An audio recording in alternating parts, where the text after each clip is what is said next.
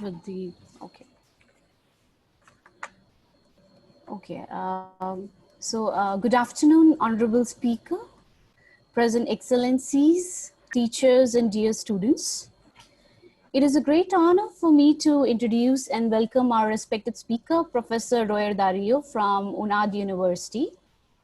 He is an accomplished English teacher and have an experience of more than 10 years in different renowned universities of Colombia. Like he has taught at Universidad Atlántico de Barranquilla. He also has taught English language at Uninorte in Barranquilla. And now at present, he's teaching English at UNAD University, which is one of the biggest distance learning university at Colombia. So today we have privilege to listen to the deliberation on today's topic, virtual education and its advantages during COVID-19. So on behalf of Amity Fraternity and Amity University, Amity School of Languages, I warmly welcome Professor Royer for today's webinar. So before we get into today's session, I also would like to request all the attendees to pose their questions if they have after the session in the question and answer option, which is given in their screens. So I again welcome Professor Royer, and over to Professor Royer with your talk today. Okay, good morning, everybody. I tell you good morning because in Colombia it's 5:30 in the morning. I know that in India it's 4 o'clock in the afternoon. Thank you for this opportunity. Well, I would like to take this opportunity to talk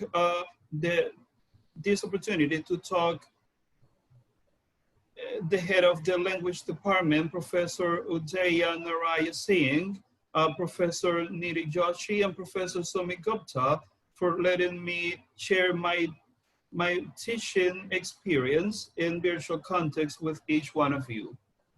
Well, initially I have to tell you that I work at the UNAD, which means Universidad Nacional Abierta y a Distancia. It is a state-owned university and the biggest one in Colombia. Additionally, it is a higher educational institution, fully online, located in both Colombia and the United States. This university has been providing education in Colombia for more than 38 years, and it is constantly improving its ways of transmitting the knowledge. Well, when I think about education, there is a word that comes to my mind. When it comes to thinking about, and the word is motivation. I have to tell you that motivation is the process that initiates, guides, and maintains goal-oriented behaviors. It is what causes you to act, whether it is getting a glass of water to reduce thirst or reading a book to gain knowledge. Motivation involves the biological, emotional, social, and cognitive forces that activate behavior. In other words, if there is no motivation, there is no learning, or you cannot do the things that you are interested in doing. Well, I clearly remember the reason why I decided to become a teacher. It was like 27 years ago when I was in high school. I was about to finish my secondary studies when I felt that my teacher of English was a perfect teaching model, and I had to follow the way as she teaches, as she taught. Well, I had to tell you that I have experience as a teacher of English as a foreign language. And I think that teachers, or all those people who decided to teach, they do it because they had a motivation. Without motivation, there is there's no anything, things are not possible. Well, what I intend to say is that motivation is what pushes us to keep on learning. In other words, teachers play a significant role in our lives and determine how successful our life will be. Teachers are motivators and always take the best out of us. And that is precisely what happens when we are in a virtual learning environment. Uh, when you are in a virtual environment, uh, you do it because you are highly motivated, because you decide to study something that you are interested in learning. And once you are in that environment, you realize the knowledge or whatever you're interested in acquiring can be possible through the help or guidance of your teachers or your tutors. Well, learning or teaching languages, in my case, or any other subjects online is becoming more popular all over the world, giving learners and teachers flexibility in where and how they develop their communicative, interpersonal, or time management skills. With regard to the process of making parts of a learning virtual environment, participants should have at least basic skills about computers.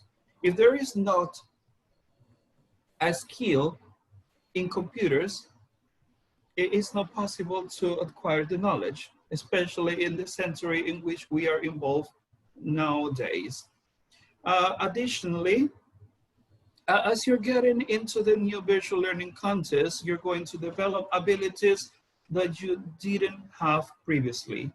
So in virtual environment, there are expressions such as collaborative groups, giving other people's feedback and making contributions are terms which you're going to get familiarized with.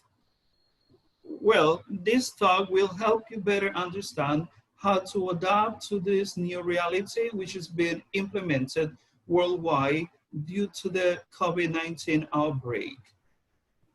I'm not telling you that face-to-face teaching is going to disappear.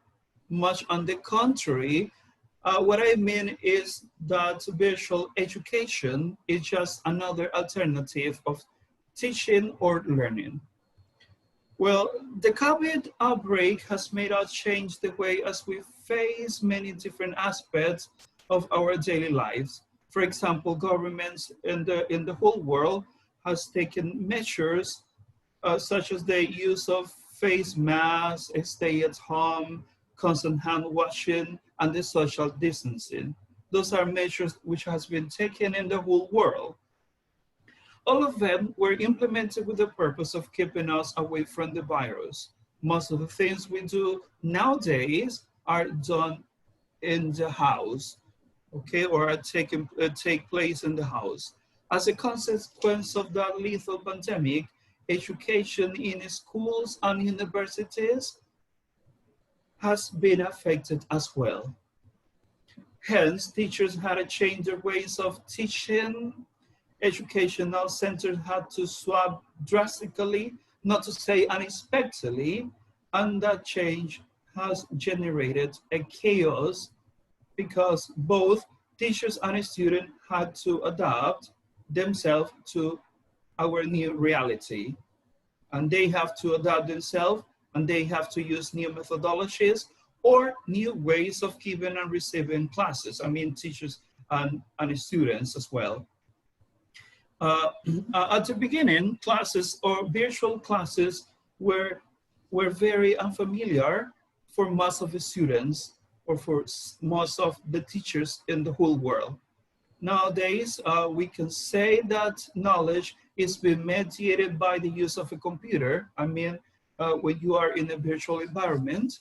So if you don't have the device in order to give your classes virtually, you're going to get affected. And that is what is happening in the world right now. In Colombia, as well as in India or as in other parts of the world, some students lack of the technological tools to receive their classes. Factors such as geographical locations or not having enough economical resources are making them fall behind in comparison to students who live in cities and have access to the internet? Well, there is an aspect that we have to talk about, and I want to talk about it.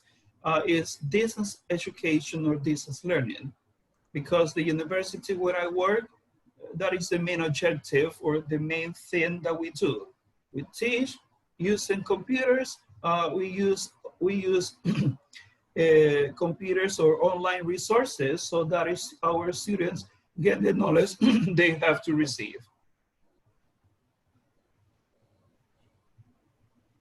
Well, I'm going to share a little bit about my experience in the distance learning or virtual education. Well, distance learning or distance education is the education of a student who may not always be physically present at school or at the university. Traditionally, these usually involve correspondence courses wherein the students corresponded with the school via post. That was in the past. Today, things are different, and instructions and everything is given through a platform.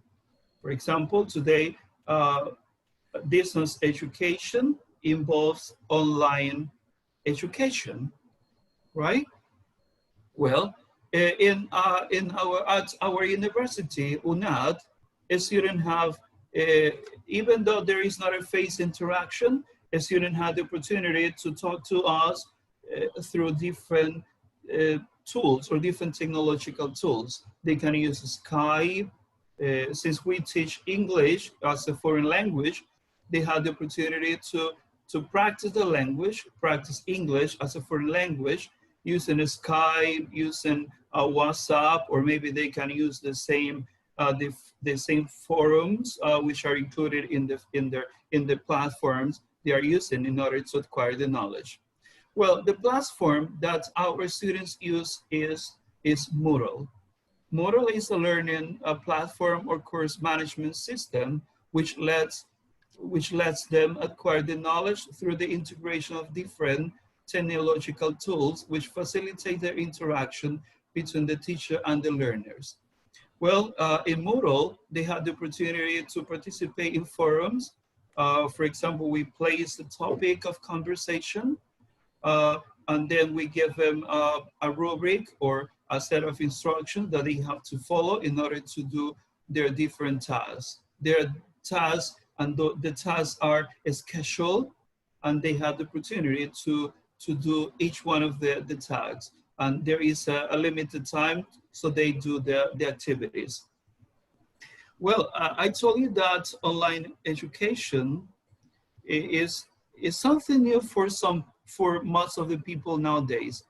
But at our university, we have 38 years of experience teaching online. Remember, in the past, we didn't use the computers because we used some of the different methods of so a student could get the material that they had to study. Well, in the distance learning, there are some features that a student had to some features that students which are included in the methodology. For example, in the virtual learning, the student had to study material, and that material is delivered to students on the internet. In the past, they received the material via post, courier in the past, but nowadays the material is given to them through the internet. All the time, the material is included in the platform. As I told you before, students in our university, they use Moodle. Okay, that is the platform that we are using. Well, we have to assess our students. So assessments are carried out by means of written assignments, exams, or they have to have evidence of their progress, and the progress is been evaluated or is been accessed through the platform. There is evidence in the platform every time that they have access to it. So Moodle is our main resource at the moment. Well, a student have academic support, and that support is provided to them through various channels, including telephone, email. In the platform, we have an email, and there is an institutional email, and we have instant messaging programs, so the students can keep in touch with us, the tutors or the teachers all the time. So I told you the Moodle is important for each one of us. Well, virtual education has advantages and disadvantages as well. Initially, I'm going to talk about the advantages. What are the advantages of virtual or distance learning?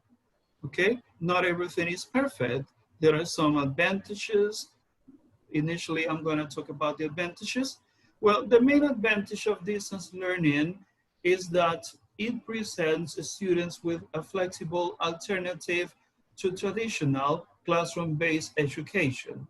Most of you belong to the traditional classroom-based education. There are some rules in that kind of environment. In the virtual environment, students, the distance learning or virtual education gives students greater access to education. Students who are unable to attend classes due to disabilities or due to family responsibilities may be able to further their studies via distance learning. It's a good alternative for them. Or maybe we can tell that another advantage of the virtual or distance learning is that it gives students the option to work and study at the same time. For example, most of our students are adults, people who have their own families, and they have to work in order to keep their families and study as well. So this type of education give that opportunity. Because distance learning students are free to study according to their own schedules, they can easily fit in their studies around their work commitment. Okay. Another aspect about virtual or distance learning is that it allows students to study at their own pace. I mean, most of us learn things in a different way, or we try to do it in a way which is easy for each one of us. Well, students won't be under pressure to keep up with the rest of the class. They won't be held back by a slower student. They can also choose how much time to spend on each section of the course material. I told you in the platform there is a content, there is some material that they have to study, and they can dedicate the time to study based on their own availability. If they have free time to study in the morning, or maybe in the night, very late at night, they can do it. The student have the possibility to study at their own pace. Another element of another advantage of virtual learning, distance learning, is that allows students to choose from a variety or a wider variety of courses. I mean, students are limited to studying courses that are offered by academic institutions in their geographical areas. So you have the possibility to study the number of courses that you want to take. So if you want to take, for example, at the university, we talk about credits. If you want to study 8 credits, of course, there is a minimum number of credits that students can take while studying under this type of methodology. Yeah. Well, another element is, or another advantage of virtual or distance learning is that it helps students to develop valuable skills. Students will be able to improve their self-discipline, sense of responsibility, time management, and independent thinking skills by studying largely on their own via distance learning. So remember the words, pay attention to the words that I mentioned here. Self-discipline, sense of responsibility, time management, and independent thinking skills. If you want to study under this methodology, I mean, a virtual or distance learning, you have to have this kind of skills, or these valuable skills. If you don't have them, visual learning is not the best thing for you. So you have to think about it once you want to if you want to enroll in a virtual or distance learning environment. Oh, well, another element that I didn't mention here is that virtual or distance learning presents students with fewer distractions. Remember, well, the social aspects of campus life often distract students from their studies. Distance learning makes it easier for students to remain focused. Okay, so distance learning or virtual learning provides a great opportunities when you only want to learn something, you want to rate yourself, and you want to prepare for something. Well, then I work at I belong to a language department, and the name of the language department is Instituto Virtual de Lenguas, or Institutes of Virtual Languages. In the Institutes of Virtual Languages, we not only teach English as a foreign language, but we teach some other ones. For example, we teach French, Portuguese, and we also provide that the opportunity to study a foreign language to children or external people. Okay, so there is a kind of, we combine different teaching methods when we are teaching. For example, we have face-to-face learning. Even though you are in a virtual environment, we try to combine, or we try to integrate different teaching methods, so a student get familiarized with the tutors and with the other people involved in the teaching learning process. We have face-to-face learning. Okay, we have blended learning. I mean, sometimes we try to call our students so they come to the university, and we try to make them to meet each other, because we have to, physical contact is important. Okay, so through conversation clubs, a student have the opportunity to talk to their peers. We count on the high qualified group of teachers, which are ready to provide feedback to their students.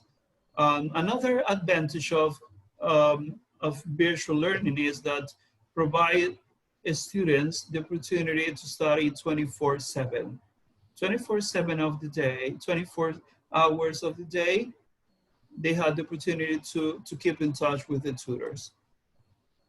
So, well, now I'm going to talk about my experience teaching English as a foreign language through the use of virtual or distance learning methodology at the UNAD.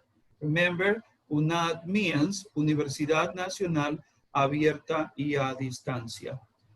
Most of you might think that language learning requires a face-to-face interaction, and I have to say that I totally agree with you because a computer, a smartphone, or any other technological devices can replace human beings. We are humans, we're not machines. So Sidney Hook once said, the teacher is the heart of the educational system, either in the virtual environment or in the traditional face-to-face interaction. Teachers are the center of everything. Of course, students are included in that process. Students are the most important element, but teachers provide their experience, their knowledge to their students. Well, so that is UNAD. We have a personalized tutoring. Teachers are highly trained. Yeah, well, I think that one of the main ingredients of UNAD in order to be updated in the language teaching learning program or in the learning panorama has been the teacher staff who are quite aware of the importance of the language acquisition in their students' professional lives. Languages nowadays are highly important. All of you need a foreign language to keep updating your studies. As a consequence of that, we always do our best and we go the extra mile so that our students feel constantly motivated and simultaneously take advantage of all the technological tools provided to the students by the university. Remember, I mentioned again the word motivation. If you're highly motivated to study something, you're going to get anything you want. Hence the importance of motivation in your life. Well, I mentioned here the advantages. Well, despite the advantages, there are also a number of disadvantages to studying via distance learning. For example, one of them is there is no face-to-face contact with teachers or lecturers. I mentioned that a moment ago. Yeah. However, many distance learning institutions provide students with academic support via telephone, email, uh, on instant messaging. Well, even though that is a disadvantage, I told you that we try to control that kind of difficulty. For example, in our university, we ask our students to come to our site so they can interact with their tutors. For example, on Saturdays, we have conversation clubs. Students come to the university, especially those who have time. Yeah, because I told you that virtual education is mostly for adults or for people who don't have the opportunity to come to a physical infrastructure as a university. Well, another element or another disadvantage of studying in a virtual environment is that there is often minimal interaction with other students, hence the importance of creating some kind of environment where students can meet the tutors. Okay, that's why we create tutoring sections or conversation clubs, okay, in my case, but because there are some other teachers who do not teach languages, which keep in touch with their students through uh, asking them to come to the university, and so their students receive tutoring on some difficult subjects. Well, another disadvantage is that it requires high levels of self-discipline. Okay, I mentioned previously that if there are some values that you have to have in order to study in the virtual environment. For example, in most cases there won't be anyone checking up on students to make sure that they get through their work on time.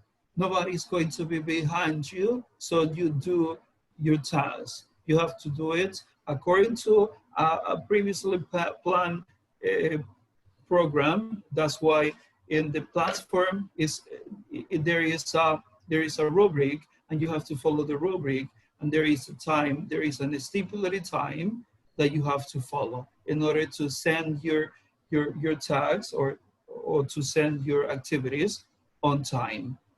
Well, another disadvantage of virtual learning is that it might affect your motivation towards learning if you don't have good computer skills. I mentioned that a moment ago. Having good computer skills is mandatory, or at least basic computer skills is mandatory. For example, know how to use the computer, how to use PDF format, how to create PDF formats, or maybe how to use Skype. So those are key elements in order to learn things. Okay, well, there is another thing that I wrote, another element here, and that has to do with if you want to know if virtual or distance learning is the right choice for you. Hence, that's why I wrote here, distance, if you want to know if distance learning is the right choice for you, you have to pay attention to this. For example, distance learning is a great option for those who want to further their studies but are unable to attend classes on a regular basis.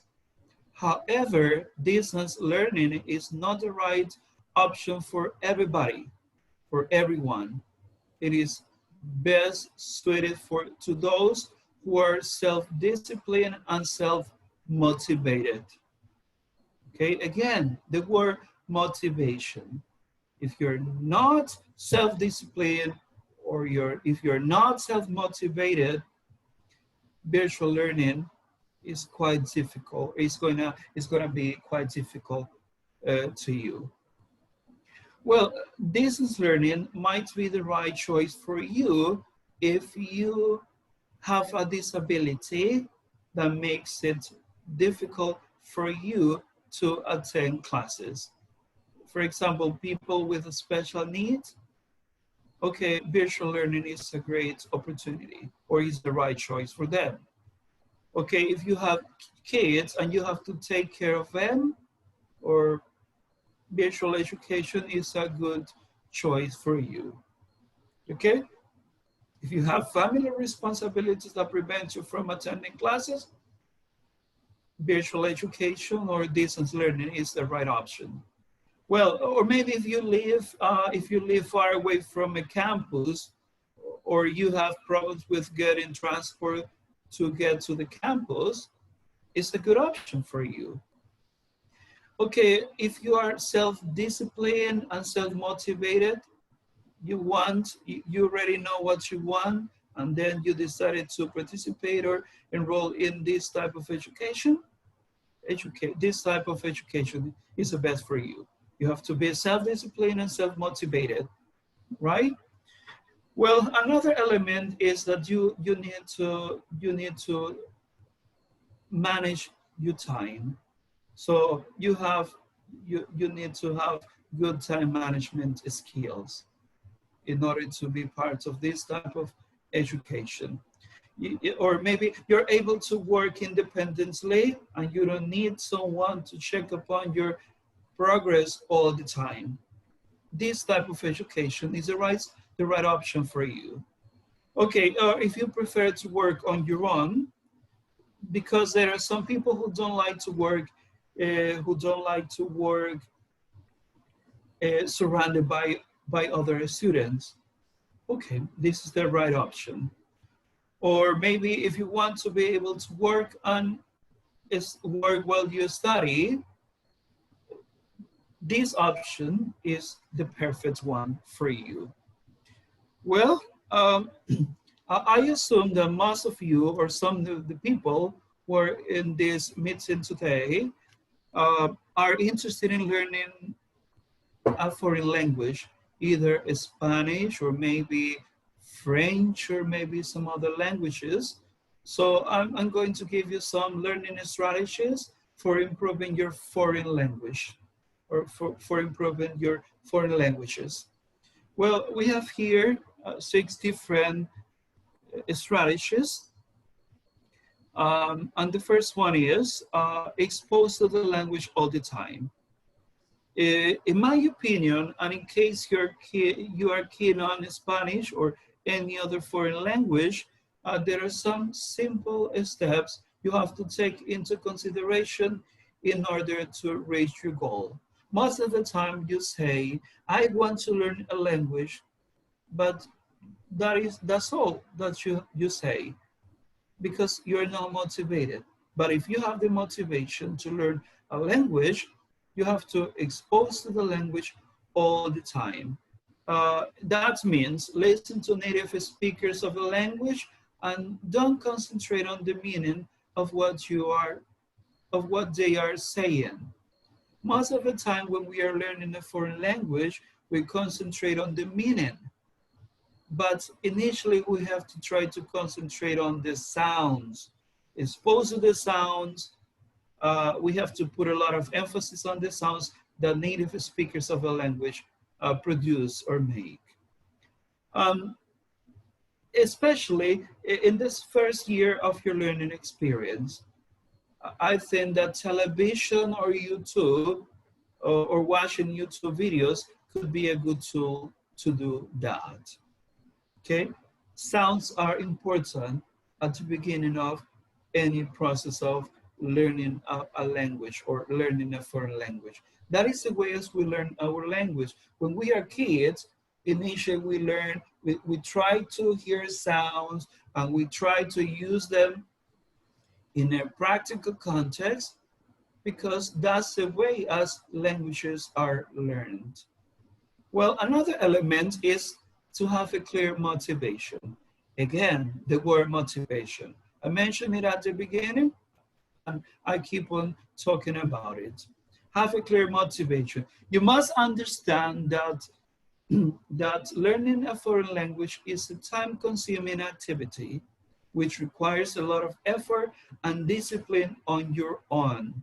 So read as much as you can and simultaneously increase your vocabulary. I remember when I was when I started learning English, because English is a foreign language to me because my mother tongue is Spanish. I was highly motivated, and I knew that if I wanted to learn English as a foreign language, I had to spend a lot of time on that process. I still spend a lot of time on the process because I'm highly motivated. Motivation is an important factor in the learning of any foreign language.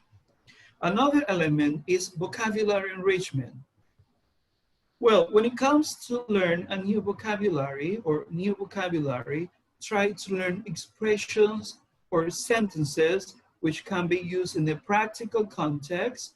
That is to say, words in isolation do not cause great impact on your learning process. For example, if you learn a word in Spanish, for example, if you learn the word computador or ordenador, okay, you have to use that word in a question, or you have to use that word in an affirmative sentence, something like this. What you say in Spanish, something like, ¿qué estás haciendo con mi ordenador? O ¿qué estás haciendo con mi computador? That is a question. Okay, maybe somebody else is going to answer the question, and you have to anticipate to that kind of thing. You have to have a question, and at the same time, you have to have an answer or an affirmative sentence to that question. For example, you can tell something like, estoy tratando de repararlo. Yeah? When you do that kind of activity while learning new vocabulary, and you put it in the practical context, you're going to reach your goals.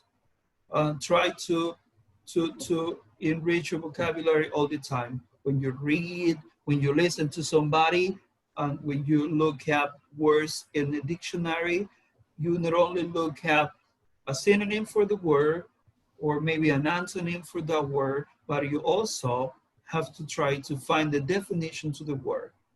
Okay? So it's important. Another element when learning a foreign language is record yourself. Try to copy the speed and accent used by native speakers. Okay, it's important. Imitation is a key element to learning a foreign language.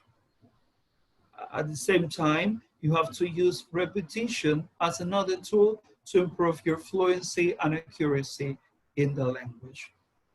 Uh, in the past, I remember when I started learning English as a foreign language, I used a recorder, a cassette recorder, and I recorded my voice. And I recorded my voice and I checked upon the pronunciation that I was that I had, and I tried to improve it time after time. Time is important. Nowadays, you can use your cell phone. Your cell phone is going to be of great help. Record your voice and try to make that recorded better and better every time you record yourself. Well, sometimes we are afraid of making mistakes, but making mistakes is part of our own process of learning a foreign language. The language you want, any language you want, make mistakes. Making mistake is a natural process and the right way as a foreign language should be learned. In fact, most of us learn our mother tongue by making mistakes. At the beginning, for example, when I was learning Spanish, I didn't say mama, but I said ma, ma. So that is, but as I was growing, I learned to say mama. And the same happens with all the languages. But initially we make mistakes, and making mistake is a natural process. That is to say, we make mistakes and we naturally learn from them. However, in regard to acquiring a foreign language, it is a good exercise to make mistakes in order to correct them more consciously. Okay, when you're learning a foreign language, initially you make the mistake and then you say, oh, I made a mistake. Because I pronounce this sentence like this, but the best pronunciation of that sentence could have been this. And that when that thing happens, that means that there is learning, and you're learning through your own mistakes. So you learn from your mistakes and you correct them more consciously. So that's the moment. Okay, sometime there is a moment when you need the intervention of a teacher because you're just a beginner in the knowledge, and the teacher is important. That's why teachers of foreign language, the teachers make corrections as well. That's why teachers of foreign languages use the video or voice recording as practical tools to make their students realize the mistakes they are making.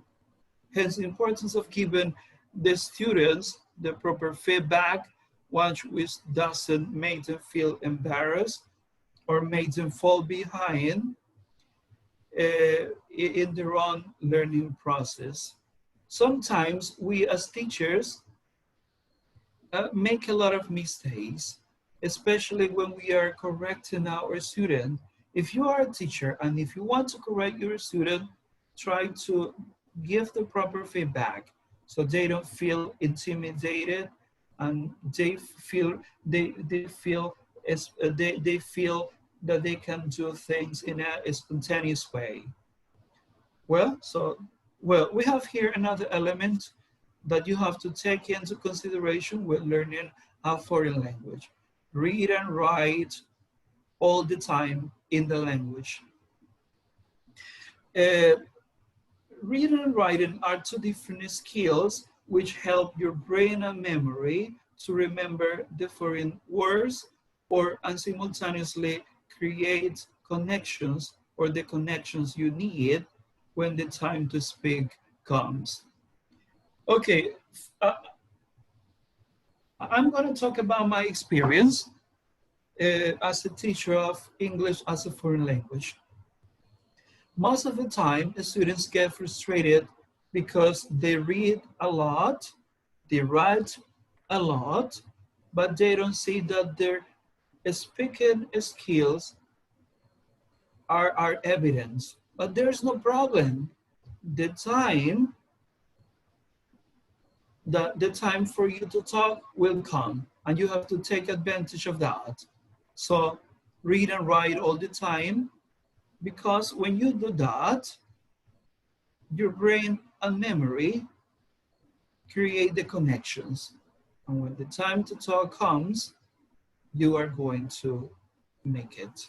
So, well, I told you that I belong to the UNAD, which is Universidad Nacional Abierta a Distancia. We are fully online. We have, and the student had the opportunity to come to our site in order to practice in a physical context all the things that they are learning. We not only teach languages, but that is my field of study, because students can study, study engineering, study some other things related to the health field, or maybe to some other, to mathematics, they can study mathematics and things like that. Well, here I got some website for learning for language, to website for learning Spanish as a foreign language in Colombia. Those are different institutions in Colombia if you're interested in learning Spanish as a foreign language. Remember, learning a foreign language requires time, requires dedication. So if you are self-disciplined, if you're self-motivated, I think that learning Spanish or as a foreign language could be a great opportunity, could be a great opportunity for you. Okay, so thank you very much for being here, for letting me sharing my teaching experience in a virtual or distance learning environment. Thanks a lot for listening to me. Okay. Okay, thank you, Professor Royer, for such a stimulating session and making this webinar very interesting and meaningful. And I'm sure your words of wisdom indeed will make will help many of us who are attending this session. So I request all the attendees who, if you have any questions, you can post it in the question and answer column, which is there. Let me see.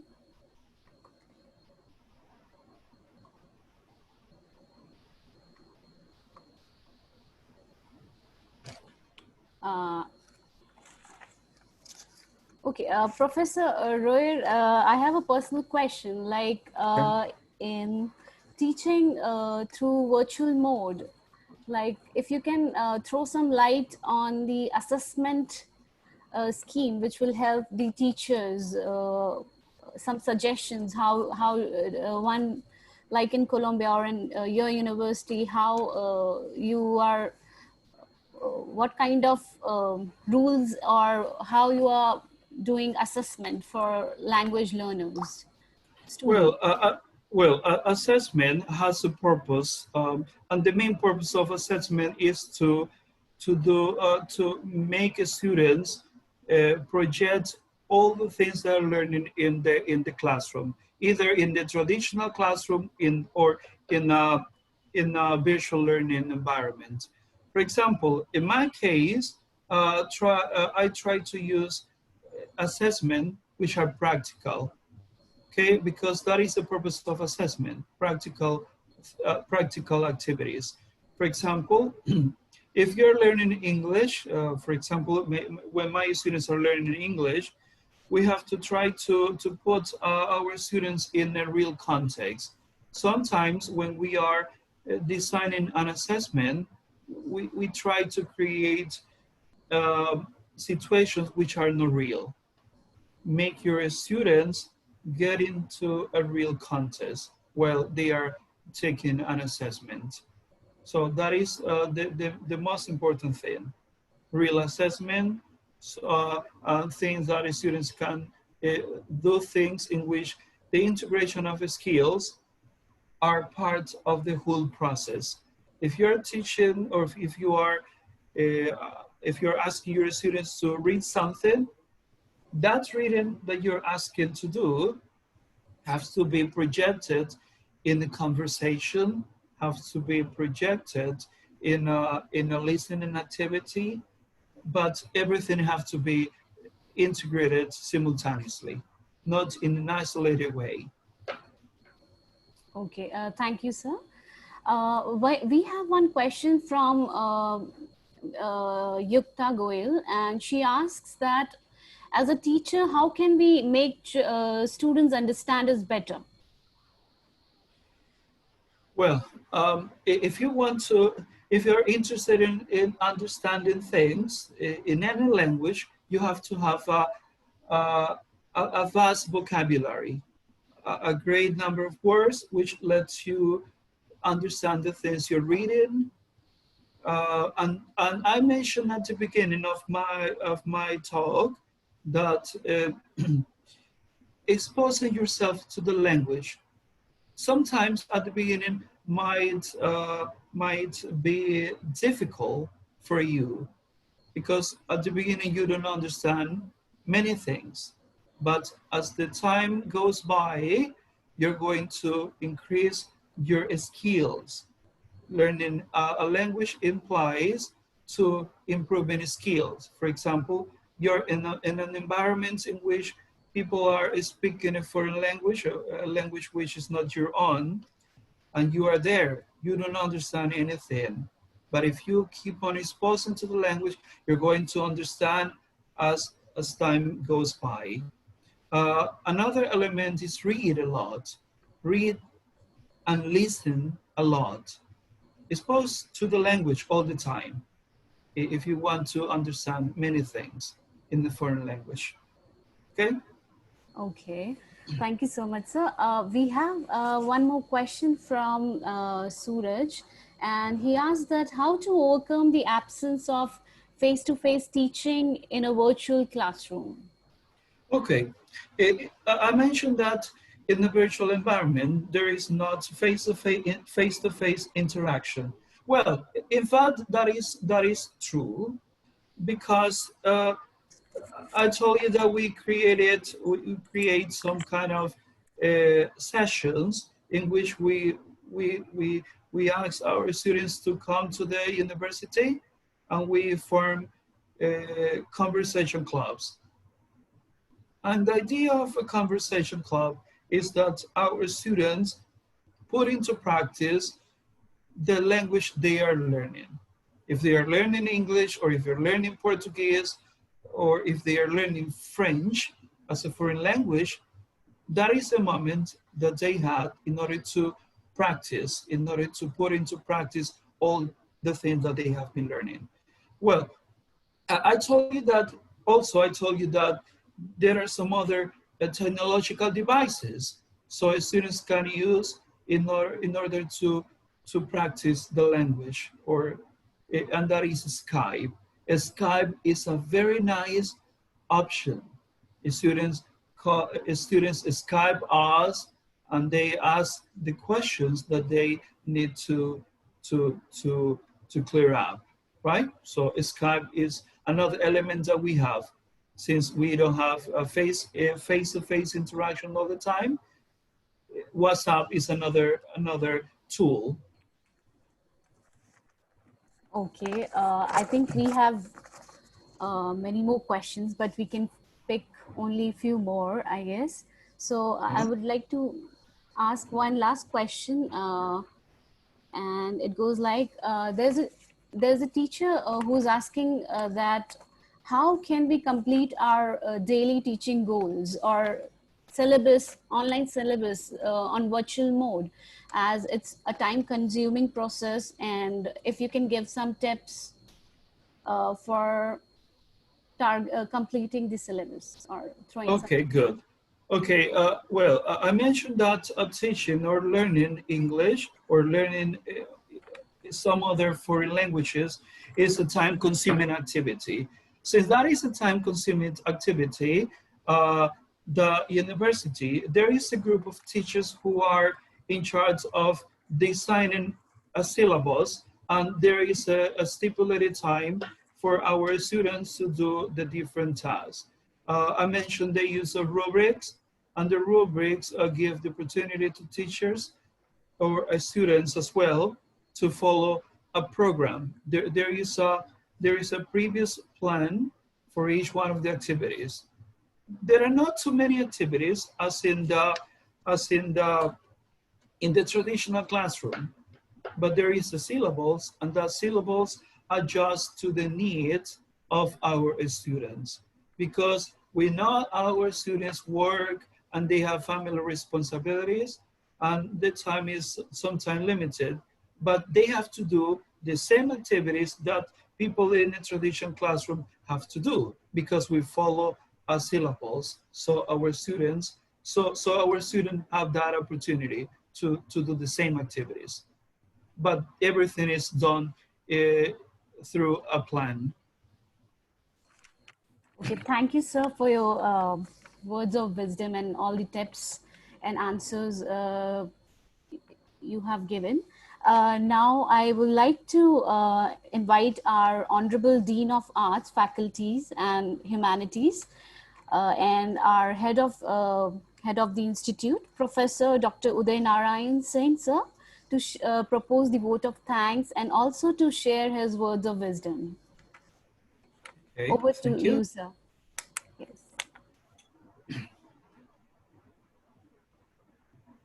Over to Professor Uday Narayan, sir. I think IT people, you have to, yeah, now I can. Yeah. Thank you, Professor Royer, for a very thought-provoking and detailed presentation of which is based on your experience. For us, it's a new thing because we have normally been only accustomed to the face-to-face teaching, and it is this COVID-19 which has suddenly transformed all of us into teachers on the online mode. So we are in a way learning how to handle this, and we have learned some bit of it, but your main point, motivation, motivation, and motivation. This is very crucial That's for right. both teachers and students, and that's very important. The other thing is, one shouldn't be scared to make mistakes. One actually learns only from the mistakes.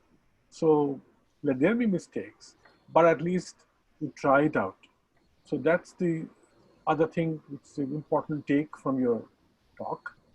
And of course, the third thing is recording yourself and be exposed to the language as much as possible.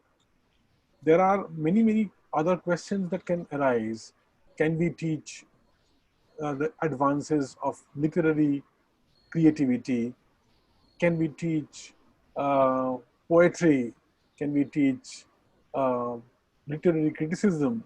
There are many, many other questions which can come up. But we are today talking mainly about the second language teaching, foreign language teaching. For those who are not initiated into the language, how to become fluent speaker, more or less error-free author of a text, etc. So to that extent, I think people have benefited tremendously from your talk. So thank you very much for giving us your valuable time.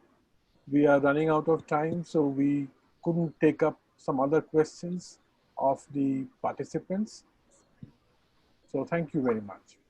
Okay, thank you, Professor Udaya. for letting me talking about my experience, my teaching experience. It's a pleasure for me to be part of this great moment. Okay, thank you very much. Thank you, Professor Joshi, Nidhi Joshi, and Professor Somi Gupta as well for letting me be here.